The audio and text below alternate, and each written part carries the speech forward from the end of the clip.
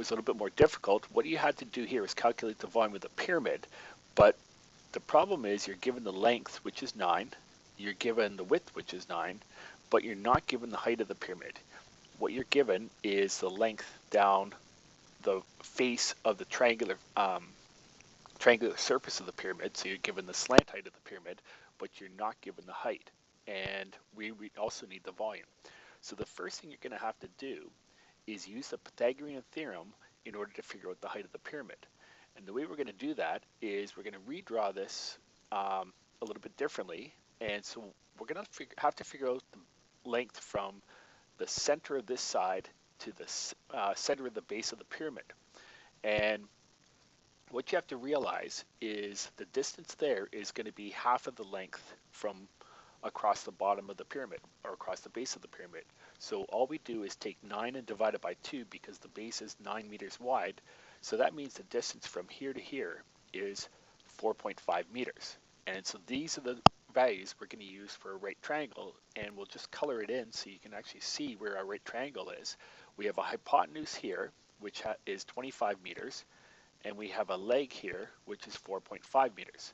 So when we sub in to our Pythagorean theorem, we have c squared equals a squared plus b squared. Now the hypotenuse is 25, and that's the key one that you got to make sure you sub in correctly. And the height of the pyramid, and don't confuse this h as hypotenuse. This means the height of the pyramid, this is what we're trying to calculate, is the height of the pyramid. So this h is not the hypotenuse, but rather the height of the pyramid. So, and then 4.5 squared.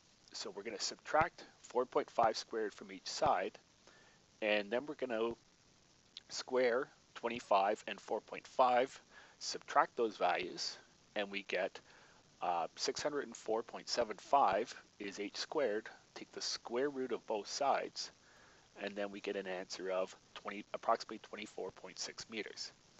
So therefore, the height of the pyramid is approximately 24.6 meters. Now we have to still calculate the volume, so we're going to use the values that we had before.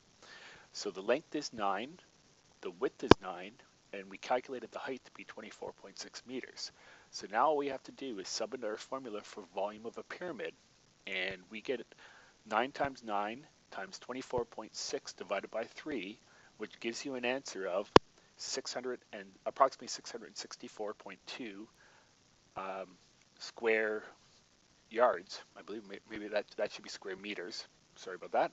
And so therefore, the volume of the pyramid is approximately 664.2 cubic meters. And this should be cubic meters here.